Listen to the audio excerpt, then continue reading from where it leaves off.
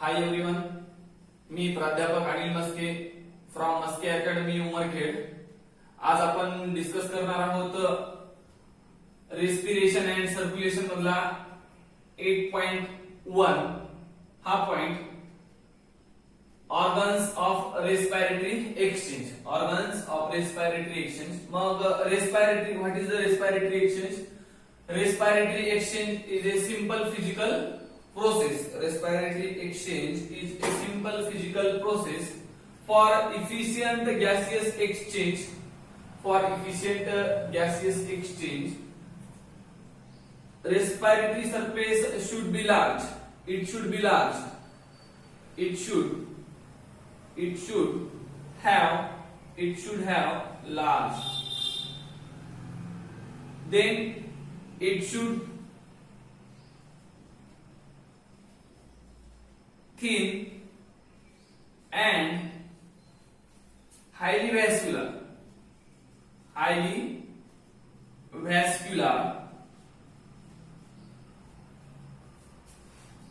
and permeable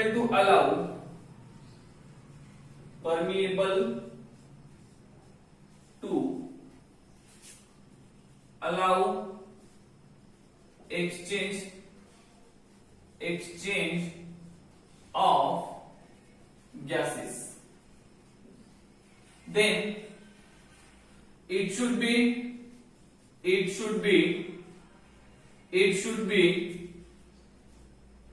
moist. Okay, तर मित्रांनो, विद्यार्थी मित्रांनो, इकडे लक्ष द्या. Respiratory exchange. What is the respiratory exchange? Respiratory exchange means the simple physical process. मग जो काही रेस्पिरेटरी एक्सचेंज होतं, रेस्पिरेटरी सरफेस कसा असायला पाहिजे? It should B large. Suppose in case of human being आपण अल्व्हेओलायचं स्ट्रक्चर ड्रॉ करू. हे जे काही लंग मध्ये अल्व्हेओलाय प्रेझेंट आहे, ही जी अल्व्हेओलायचं स्ट्रक्चर कसं असायला पाहिजे? उदाहरण देतोय, एक्झाम्पल आहे हे. मग इट शुड बी लार्ज म्हणजे हे जो मधला सरफेस एरिया आहे, खूप साऱ्या अल्व्हेओलाय असतात लंग मध्ये प्रेझेंट, आणि सर्व अल्व्हेओलायचा जर हा मधला सरफेस एरिया काउंट केला तर हा सरफेस एरिया खूप लार्ज आहे. As come near about 750 feet याची लेंथ आहे. ओके, हे जे मधल्या अल्व्हेओलायचा जो सरफेस एरिया आहे, याची जी काही हा मधला एरिया आहे, ज्या ठिकाणावरून गॅसेसचं डिफ्युजन होतं, गॅसेस एक्सचेंज होतं, हा सरफेस एरिया लार्ज आहे आणि असायला पण पाहिजे. ओके, त्यानंतर इट शुड बी थिन. हे जी काही अल्व्हेओलायची जी मेम्ब्रेन आहे, ही बनली कशाने? तर squamous epithelium cell. Okay, squamous epithelium cell. Suppose असं squamous epithelium cell. Squamous epithelium cell ना एक सिंपल सिंगल थिन लेअर बनलेली आहे. ओके, आणि थिन लेअर कशासाठी हवी? तर त्या ठिकाणावरून गॅसेसचं एक्सचेंज झालं पाहिजे. ओके, थिक लेअर असेल तर प्रॉपर गॅसेसचं एक्सचेंज होईल का? नाही. तर ही लेअर जी आहे ती एकदम थिन असायला पाहिजे, आणि ही लेअर बनते कशापासून? तर स्क्वॅमस इपिथेलियम सेल पासून. ओके, तर याला आपण स्क्वॅमस इपिथेलियम सेल म्हणू. त्यानंतर हायली व्हॅस्क्युलर. म्हणजे हायली व्हॅस्क्युलर म्हणजे काय? तर हे जे काही अल्व्हेओलायचं स्ट्रक्चर आहे, या अल्व्हेओलायच्या स्ट्रक्चरच्या भोवती खूप साऱ्या ब्लड व्हेसल असायला हव्या. खूप साऱ्या ब्लड व्हेसल्स असणं गरजेचं आहे. म्हणजे सपोज ही ब्लड व्हेसल्स किंवा नेटवर्क असायला पाहिजे. ब्लड व्हेसलचं किंवा ब्लड कॅपिलरीचं असं नेटवर्क असायला पाहिजे. याला आपण काय म्हणू? Highly vascular and permeable to allow exchange of gases. Okay, then it should be moist. हा सरफेस एरिया थोडा ओलसर असणे किंवा मॉइस्ट असणे गरजेचं आहे. हे फीचर्स आहेत रेस्पिरेटरी एक्सचेंज किंवा रेस्पिरेटरी ऑर्गनचे, हे फीचर्स आहेत. त्यानंतर आपण डिस्कस करू की gaseous exchange in plant. Gaseous exchange in plant.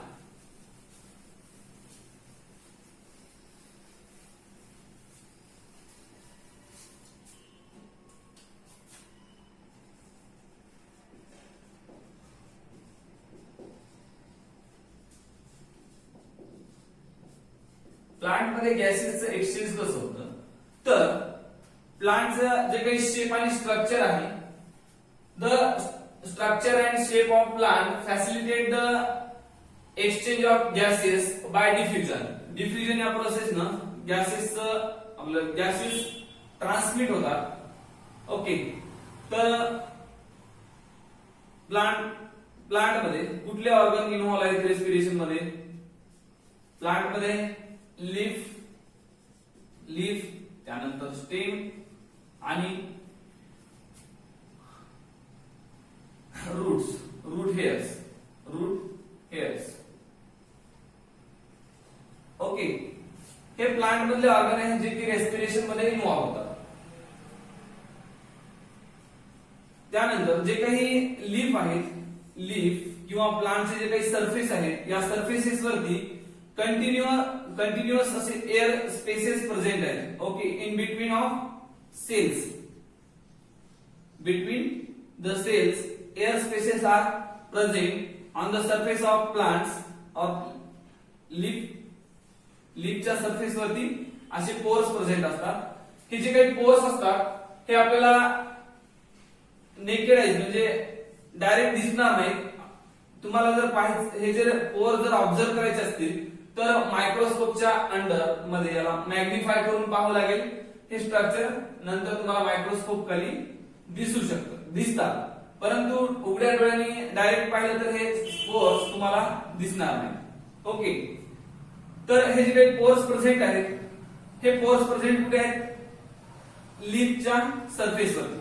त्यानंतर हे जर करता फ्लॉवरिंग प्लांट असतील, फ्लॉवरिंग प्लांटच्या जे काही लीफ असतात, लीफच्या सरफेस वरती असे पोर्स प्रेझेंट आहेत, यांना आपण एअर स्पेसेस म्हणू. ओके, त्यानंतर स्टेम आहे, जे वुडी प्लांट्स आहेत, ट्रीज आहेत, वुडी प्लांट्स आहेत, ज्या प्लांटच्या जे काही स्टेम आहे, त्या स्टेम वरती इम्परवियस बार्क प्रेझेंट असते. म्हणजे हे जे काही खोड आहे याच्यावरती एक इम्परवियस बार्क प्रेझेंट आहे, बार्क. मग या बार्क मधून गॅसेसचं डिफ्युजन होत नाही, तर या ठिकाणी सुद्धा असे काही स्ट्रक्चर प्रेझेंट असणं गरजेचं आहे. यालाच आपण हे जे काही पोर्स आहेत याला आपण लेंटिकल्स म्हणतो. लेंटिकल्स. ओके, आणि लीफ वरती जे काही पोर्स प्रेझेंट आहेत याला आपण म्हणू स्टोमॅटा. Okay, stomata. मग हे जे काही स्टोमॅटा आणि हे जे काही लेंटिकल्स आहेत हे कशासाठी रिस्पॉन्सिबल असतात? गॅसियसचं एक्सचेंज करण्याकरिता. ओके, तर डे टाइमला प्लांटमध्ये फोटोसिंथेसिस होतं. ओके, फोटोसिंथेसिस होतं. तर हा जो काही स्टोमॅटा आहे, या एका सिंगल स्टोमॅटाला आपण या ठिकाणी मॅग्निफाय करू आणि स्टोमॅटाचं स्ट्रक्चर ड्रॉ करू. ओके, स्टोमॅटा असे kidney shape guard cell present असतात. ओके, त्या दोन kidney shape guard cell present आहेत. गार्ड सेलच्या बाजूला अशा सबसाइडरी सेल प्रेझेंट असतात. ओके, ह्या आहे दोन गार्ड सेल आणि ही मधली स्लिट लाईक जी काही ओपनिंग आहे याला आपण स्लिट म्हणू. स्लिट. ओके, ही ओपनिंग आहे आणि ह्या दोन गार्ड सेल आहेत. ह्या दोन गार्ड सेल आहेत. Guard cell. ओके, गार्ड सेलच्या मध्ये लार्ज व्हॅक्युल असेल, त्यानंतर क्लोरोप्लास्ट असतील. त्यानंतर हे जे काही किडनी सेल गार्ड सेल आहेत त्या गार्ड सेलच्या भोवती आणखी सेल प्रेझेंट असतात. या सेलला आपण सबसाइडरी सेल असं कन्सिडर करू किंवा सबसाइडरी सेल म्हणू. ओके, आणि हा जो स्टोमॅटाचा स्ट्रक्चर आहे प्रेझेंट कुठे आहे? लीफच्या सरफेसवर. या स्टोमॅटाची क्लोजिंग आणि ओपनिंग होत असते. ज्या वेळेला गॅसियस एक्सचेंज होतं त्यावेळेला या स्टोमॅटाची ओपनिंग होते आणि ज्या वेळेला गॅसियसची गरज नाही किंवा एक्सचेंज होत नाही त्यावेळेला हा स्टोमॅटा क्लोज असतो. स्टोमॅटा ओपन असतो त्यावेळेला थ्रू स्टोमॅटा ट्रान्सपिरेशन होतं. ट्रान्सपिरेशन म्हणजे loss of water in the form of vapours. Okay, water loss होतं त्याला आपण स्टोमॅटा म्हणू. तर डे टाइमला काय होतं, फोटोसिंथेसिस होतं. फोटोसिंथेसिस होतं म्हणजे कार्बन डायऑक्साइड प्लांट मध्ये एंटर म्हणजे प्लांटच्या सेल मध्ये प्लांटच्या लीफ मध्ये कार्बन डायऑक्साइड मध्ये एंटर करेल. Okay, entry of carbon dioxide and exit of oxygen. Oxygen बाहेर सोडला जाईल आणि सोबतच वॉटर वेपर्स म्हणजे ट्रान्सपिरेशन या प्रोसेसनी H2O मॉलिक्युल सुद्धा बाहेर निघून जातील म्हणजे वॉटर मॉलिक्युल बाहेर निघून जाईल. तर हे झालं डे टाइमला फोटोसिंथेसिस होतं. नाईटला काय होतं, नाईटला रेस्पिरेशन होतं. नाईटला रेस्पिरेशन होतं आणि रेस्पिरेशन झाल्यानंतर त्या ठिकाणी कार्बन डायऑक्साइड प्लांट्स रिलीज करतात. म्हणजे नाईट टाइमला रेस्पिरेशन ही प्रोसेस होते. रेस्पिरेशन, ओके, या रेस्पिरेशन प्रोसेस मध्ये ऑक्सिजनचं कंझम्पशन केलं जातं आणि कार्बन डायऑक्साइड रिलीज केलं जातं. म्हणजे उलट नाईटला प्लांट्स ऑक्सिजन घेतात आणि कार्बन डायऑक्साइड सोडतात. ओके, आणि डे टाइमला कार्बन डायऑक्साइड मध्ये घेतात तर ऑक्सिजन बाहेर सोडतात. ओके, हे कशाद्वारे होतं, स्टोमॅटा. आणि स्टोमॅटाचं स्ट्रक्चर असे खूप सारे पोअर्स कशाच्या लीफच्या सरफेस वरती प्रेझेंट असतात. लीफच्या सरफेस वरती आणि यंग स्टेमच्या सरफेस वरती स्टोमॅटाचे स्ट्रक्चर प्रेझेंट असते. ओके, मग स्टोमॅटाच्या मध्ये हे मधली स्लिट आहे, ह्या दोन गार्ड सेल आहेत. गार्ड सेलच्या भोवती सबसायडरी सेल्स प्रेझेंट आहेत. ओके, ही जी काही गार्ड सेल आहे, गार्ड सेलची जी इनर मेम्ब्रेन आहे किंवा इनर सरफेस आहे हा थिक असतो as compare to outer surface. जसं लीफ वरती स्टोमॅटा प्रेझेंट असतो तसंच वुडी टेरिस्टेरियल फ्लॉवरिंग प्लांटच्या जे काही स्टेम आहेत त्या स्टेम वरती इम्परवियस बार्क प्रेझेंट असते. त्यामुळे गॅसियसचं एक्सचेंज होत नाही. तर गॅसियसचं एक्सचेंज करण्याकरिता एक स्पेशल स्ट्रक्चर प्रेझेंट असतं. या स्ट्रक्चरला आपण लेंटिकल्स म्हणतो. म्हणजे स्टेम वरती वुडी प्लांटच्या स्टेम वरती लेंटिकल्स प्रेझेंट असतात तर लीफ वरती स्टोमॅटा प्रेझेंट असतात. आणि हे जे काही स्टोमॅटा आणि लेंटिकल्स हे दोन जे काही स्ट्रक्चर आहे हे गॅसियस एक्सचेंज मध्ये इन्व्हॉल्व होतात. आणि प्लांटचे ऑर्गन कुठले आहेत, लीफ, स्टेम, रूट हियर्स किंवा रूट्स हे रेस्पिरेशन मध्ये इन्व्हॉल्व होतात. ओके, मग स्टोमॅटा आणि लेंटिकल्स हे दोन स्ट्रक्चर जे आहेत हे मेनली इन्व्हॉल्व होतात गॅसियस एक्सचेंज इन प्लांट. त्यानंतर आता आपण gaseous exchange in animal discuss करू. Gaseous exchange in animals. Okay, मग एनिमल्स मध्ये wide variety of animals are present. खूप सारे एनिमल्स प्रेझेंट आहेत आणि एनिमल्स त्यांचं जे काही राहण्याचं ठिकाण आहे, जे काही मीडियम आहे, सराउंडिंग मीडियम, त्या सराउंडिंग मीडियम वरती आणि ऑर्गॅनिझमच्या कॉम्प्लेक्सिटी वरती, ऑर्गॅनिझमच्या जे काही कॉम्प्लेक्सिटी आहे, कॉम्प्लेक्सिटी आणि सराउंडिंग मीडियम वर डिपेंड आहे की या ऑर्गॅनिझम मध्ये कुठले ऑर्गन रेस्पिरेटरी किंवा रेस्पिरेशन मध्ये किंवा रेस्पिरेटरी एक्सचेंज मध्ये इन्व्हॉल्व झाले, depending on the complexity of organism and surrounding medium. तर आपण डिस्कस करताना ऑर्गॅनिझम, सपोज ऑर्गॅनिझम ऑर्गॅनिझम आणि ऑर्गॅनिझम नंतर या ठिकाणी हॅबिटॅट डिस्कस करू. हॅबिटॅट, त्यानंतर रेस्पायरेटरी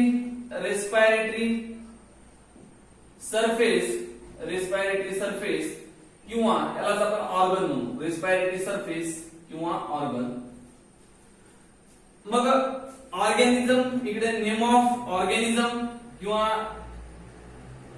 नेम ऑफ ऑर्गॅनिझम, त्यानंतर हॅबिटॅट म्हणजे मीडियम, कुठे राहतात, राहण्याचं ठिकाण. हॅबिटॅट म्हणजे राहण्याचं ठिकाण, कुठे राहतात, पाण्यामध्ये राहतात की पाण्याच्या बाहेर जमिनीवरती राहतात. पाण्यात राहत असतील तर त्याला आपण ॲक्वॅटिक म्हणू, त्यांना आपण ॲक्वॅटिक म्हणू. जर ते जमिनीवरती राहत असतील तर टेरिस्टेरियल हॅबिटॅट म्हणू. आणि त्यांच्यामध्ये जे काही रेस्पिरेशन करण्याकरिता वेगवेगळे ऑर्गन्स प्रेझेंट आहेत हे आपण आता बघणार आहोत. तर पहिल्याच त्याच्यामध्ये पाहू प्रोटिस्ट, त्यानंतर स्पॉन्जेस आणि सेलेंट्रेट.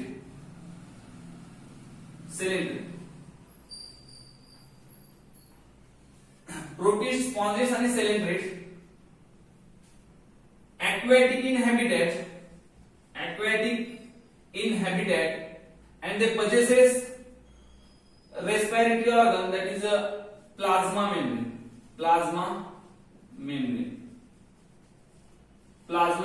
present असते. ओके, सपोज प्रोटिस्ट, स्पॉन्जेस आणि सेलेंट्रेट. प्रोटिस्ट मधलं आपण एक एक्झाम्पल घेऊ, जसं की अमिबा आहे. अमिबाची ही प्लाझ्मा मेम्ब्रेन आहे आणि प्लाझ्मा मेम्ब्रेन थ्रू सिंपल गॅसियसचं डिफ्युजन होईल, म्हणजे गॅसियसचं डिफ्युजन होईल. न्यूट्रिएंट घेतले जातील through plasma membrane. Okay, through plasma membrane. या ठिकाणी गॅसियसचं डिफ्युजन होत आहे थ्रू प्लाझ्मा मेम्ब्रेन.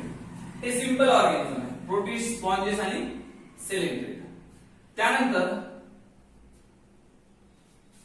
त्यानंतर नेक्स्ट सेकंड नंबरला आहे planarian annelids like earthworm and then nereis, leech. Okay, आणि amphibians. Next amphibians, frog. या ठिकाणी फ्रॉग. त्यानंतर ॲनिलिड्स मधले एक्झाम्पल आहेत अर्थवर्म, नेरिस, लीच आणि अँफिबियन मधली फ्रॉग. यांचं हॅबिटेट काय आहे, राहतात कुठे, तर aquatic and semi aquatic and semi aquatic means हे जे काही ऑर्गॅनिझम आहे पाण्यातही राहू शकतात आणि पाण्याच्या बाहेर, जसं की अर्थवर्म, लीच, नेरिस आणि अँफिबियन. फ्लॅटवर्म हे मात्र पाण्यातच जास्त राहतात. यामध्ये फ्रॉगचं आपण समजण्यासाठी उदाहरण घेऊ. फ्रॉग पाण्यातही राहू शकते आणि पाण्याच्या बाहेरही राहू शकते, म्हणून aquatic and semi aquatic habitat आहे. Annelids like earthworm, nereis, leech and amphibian, that is frog. Aquatic in habitat, aquatic and semi-aquatic in habitat, and they possesses plasma membrane and moist skin as a respiratory organ. Plasma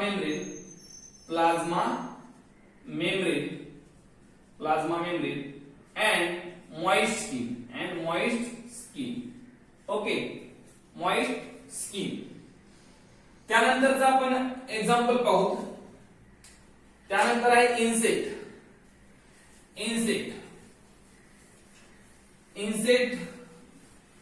insect मध्ये आपण example घेऊ cockroach.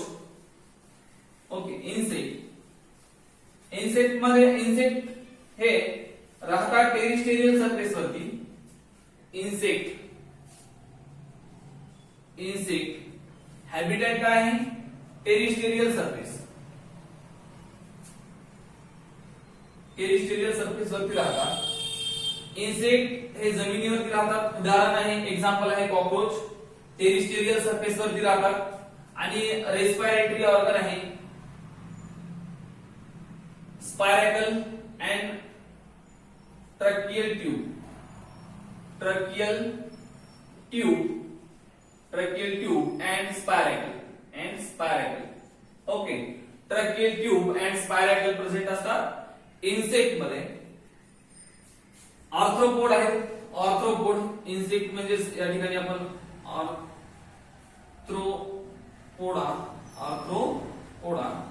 Example आहे cockroach. मग यांच्यामध्ये direct respiration असतं. Direct respiration म्हणजे suppose हा tracheal tube आहे. ट्रॅकियल ट्यूब परत फर्दर डिवाइड होते.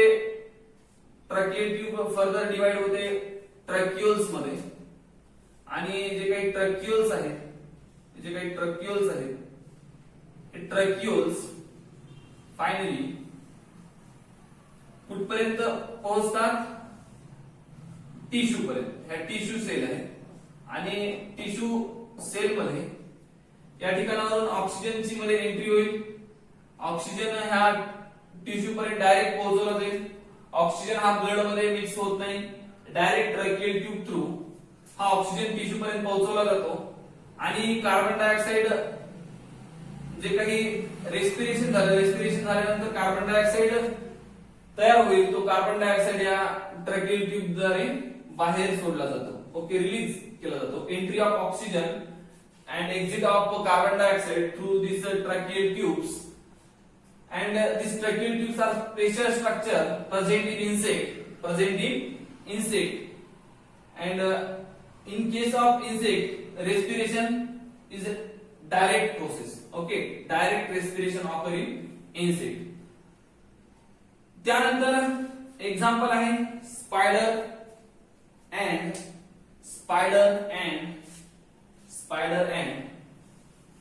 स्कॉर्पियन.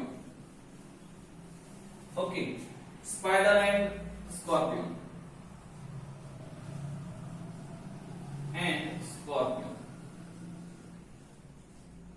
हे पण आर्थ्रोपोड्स आहेत, arachnid like spider and scorpion. Habitat आहे टेरिस्टेरियल सरफेस वरती राहतात, जमिनीवरती राहतात. स्पायडर अँड स्कॉर्पियन यांच्यामध्ये जे काही रेस्पिरेटरी ऑर्गन आहे तो आहे book lungs. Book lungs means the organs present in aerated organism and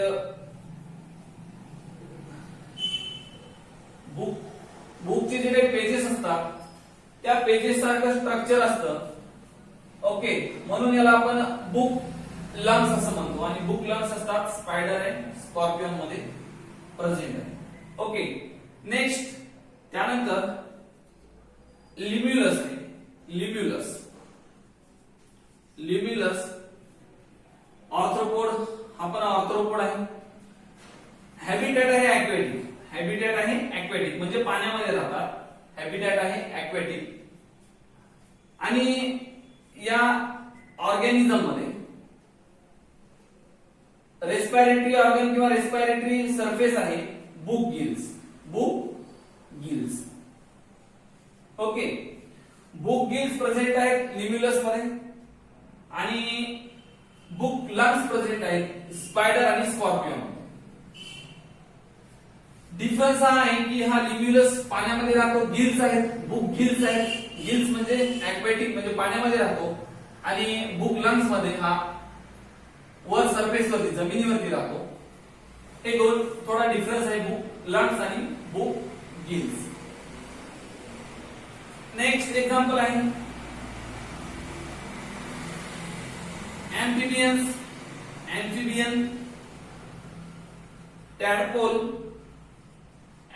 tadpole. जी काही फ्रॉग आहे, फ्रॉगची जी लाईफ सायकल असते, फ्रॉगच्या लाईफ सायकल मध्ये एक स्टेज येत असते.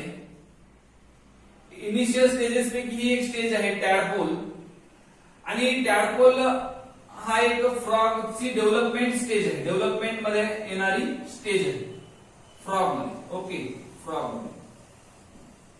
आणि हा जो टॅडपोल असतो, हा टॅडपोल फक्त पाण्यामध्येच राहू शकतो, पाण्याच्या बाहेर राहू शकत नाही. amphibians tadpole like a frog, then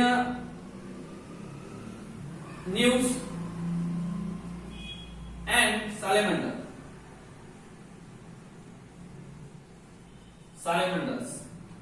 हे जे काही ऑर्गॅनिझम आहेत, या ऑर्गॅनिझम मध्ये हे राहतात म्हणजे पाण्यामध्ये, म्हणून यांना ॲक्वेटिक ऑर्गॅनिझम म्हणतो आपण. सराउंडिंग मीडियम वॉटर आहे, ॲक्वेटिक ऑर्गॅनिझम आहे. आणि रेस्पिरेटरी ऑर्गन प्रेझेंट आहे, रेस्पिरेटरी ऑर्गन प्रेझेंट आहे यांच्यामध्ये. External gills, external gills present आहे, एक्सटर्नल गिल्स. ओके, त्यानंतर नेक्स्ट ऑर्गॅनिझम बघूत आपण, फिश. नेक्स्ट ऑर्गॅनिझम आहे fish. Okay, fish surrounding medium आहे. Fish aquatic in habitat and they possesses the internal gills, they possesses the respiratory organ, internal gills. Okay, मासे fishes हा पाण्यामध्ये राहतात आणि त्यांच्यामध्ये रेस्पिरेटरी ऑर्गन किंवा रेस्पिरेटरी स्ट्रक्चर आहे internal gills. Then reptile birds reptiles and mammals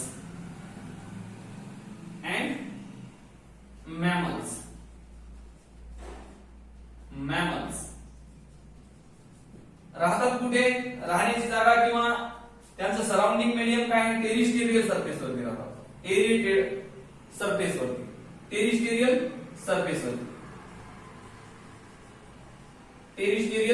surface वरती राहतात.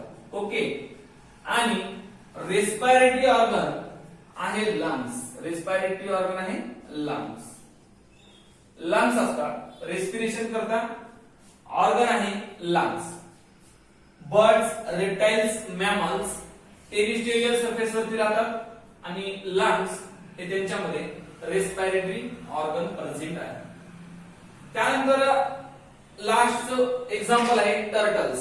ओके, लास्ट एक्झाम्पल आहे टर्टल्स. तर टर्टल्स पाण्यामध्येही राहतात, पाण्याच्या बाहेरही राहतात. टर्टल्स हे एक रेप्टाइल्स मध्ये येतात. ओके,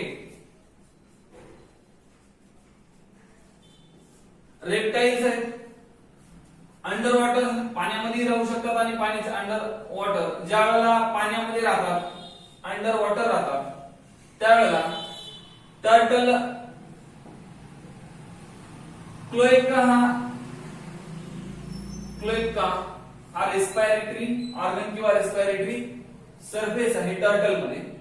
टर्टल हे रेप्टाइल्स आहेत, पाण्यामध्ये म्हणजे ज्या वेळेला अंडर वॉटर असतात त्यावेळेला क्लोएका या ऑर्गनचा वापर रेस्पिरेशन साठी करतात. तर ज्या वेळेला सरफेस वरती असतात, जमिनीवरती असतात, त्यावेळेला लंग्सचा यूज करतात, कारण लंग्स पण असतात या ठिकाणी, लंग्स पण प्रेझेंट आहेत. आणि क्लोएका हे स्पेशल स्ट्रक्चर आहे रेस्पिरेटरी सिस्टीम interact with